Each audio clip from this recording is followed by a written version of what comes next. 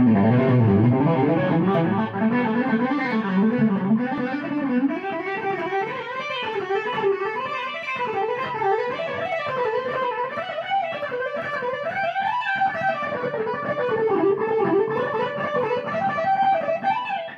everyone, and welcome to the channel. My name's Miles Halter, and today I'm going to be your shred guitar instructor. Let's get right to it.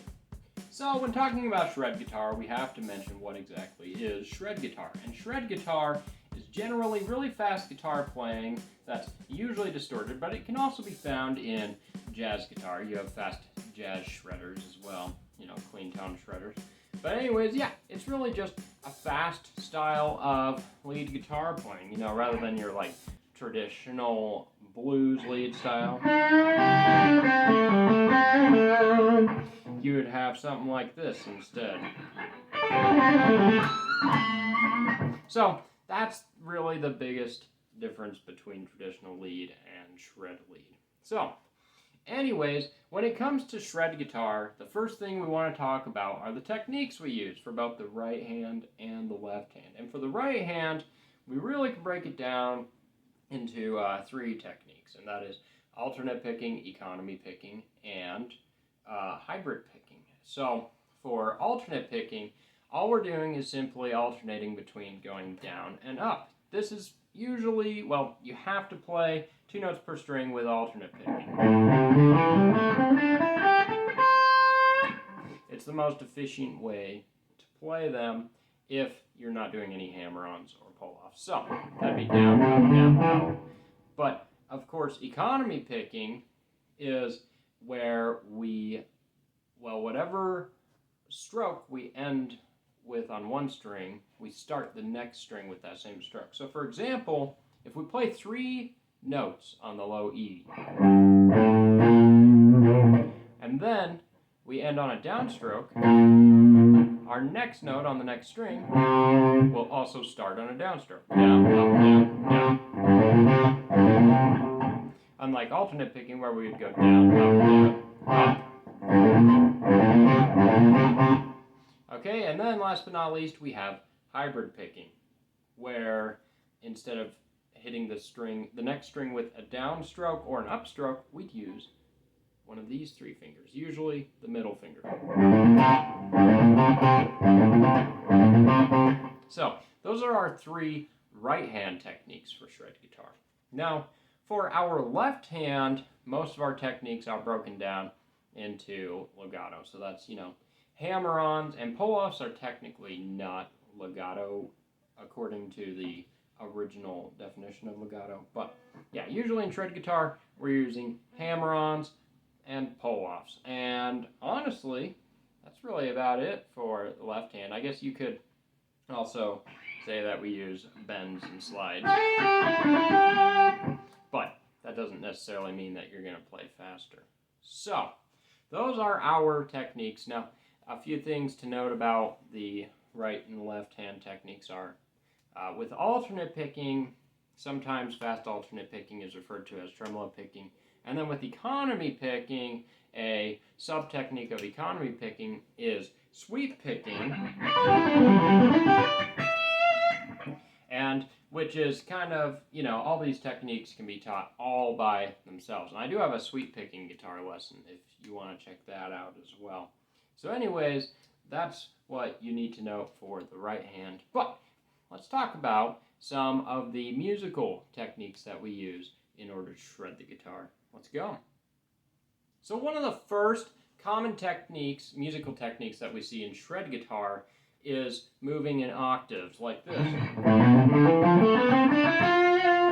So what that means is you'll play a lick in one spot, and then you just have to take it up 1 octave. So take it from the root note to the next highest pitch, and then you can just use the same fingering on the left hand, and you're hitting the same notes. So, for example, what I was playing there, and I suggest you just play with hammer-ons to make it easy, is 5, 7, 8 on the low E and A strings,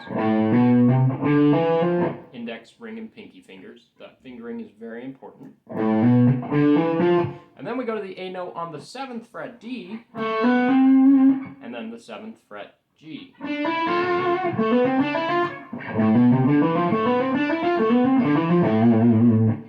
that's how we can move around in octaves. And you can also do the same thing with, you know, 2-note per string shapes.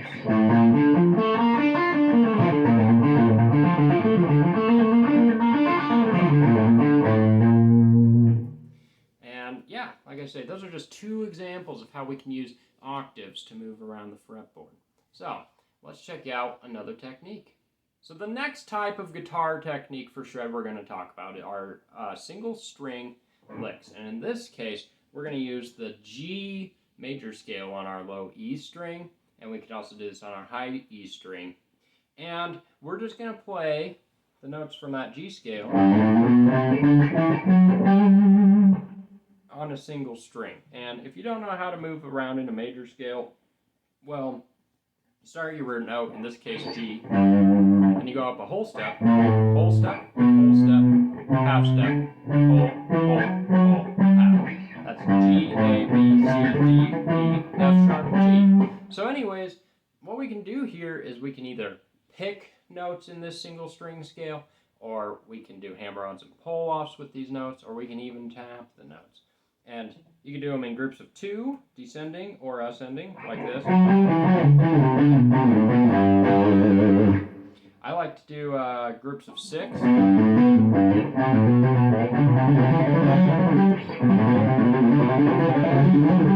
You can pick that, or you could do what I was just doing, use hammer-ons and pull-offs. And you can even do tapping licks.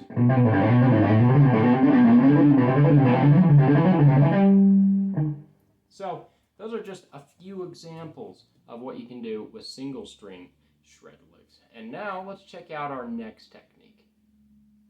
Okay, so those first 2 shred techniques we talked about, you know, moving the left hand in octaves and staying on a single string, were kind of related to music theory, but these next sets of techniques we're going to talk about are directly related to scales. So we're going to start by looking at minor pentatonic scales.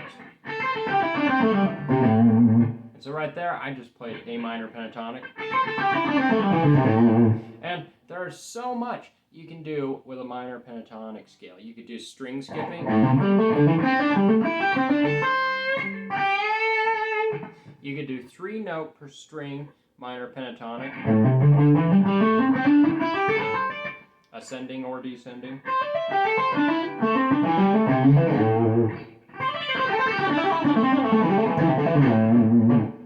So that's how we could use minor pentatonic scales. We could also we could do groups of 3, 1, 2, 3, 1, 2, 3, 1, 2, 3.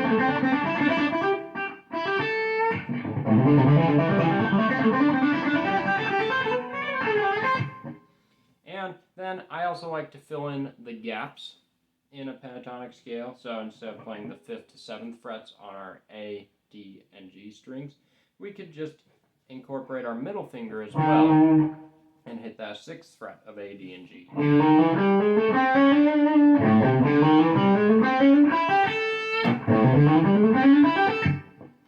So that's how we can use our minor pentatonic. And honestly, the best way to learn more minor pentatonic shred licks is to check out some quick blues and rock guitar players like, you know, Joe Bonamassa, Stevie Ray Vaughan, or just some general rock guitarists. I mean, everyone uses the minor pentatonic scale. You know, even like Steve Vai and John Petrucci are using minor pentatonic. So that's our first scale. Let's look at our next scale. Okay, so the next set of scales we're going to look at are, well, 3-note per string major scales. And honestly, you can just hop on Google and look up, I suggest the G major 3-note per string guitar scale, and it should come right up. And then you can memorize the tabs for that, and it'll be 7 shapes because there are 7 different notes in that scale, in any major scale, really.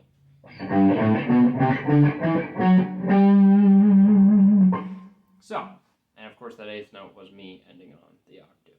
Anyways, what can we do with these 3-note per string scales? Well, first of all, we can just ascend and descend using hammer-ons, pull-offs, or just alternate in economy picking.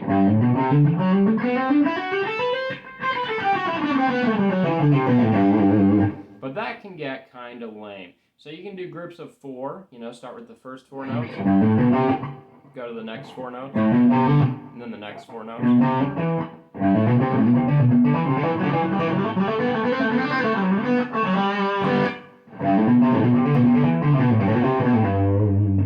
So that's how we can use those 3 note per string major scales. You could also do groups of 6.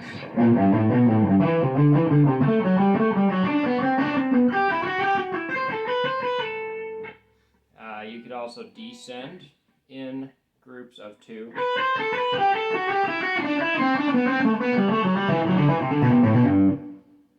And like I said, those are just a few examples. You could do the classic Paul Gilbert style exercise.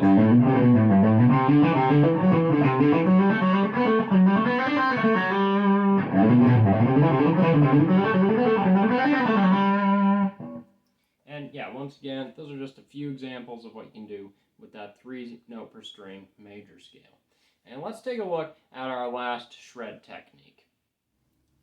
So the last shred technique that we have for guitar is arpeggios. Now what are arpeggios? They're just broken down chords. And there are a select few ways we can play arpeggios. We can do sweep-picked arpeggios.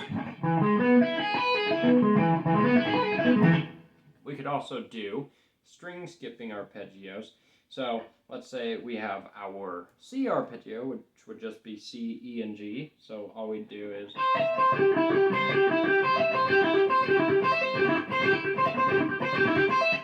so I've got my C, my E, and my G, and my E again.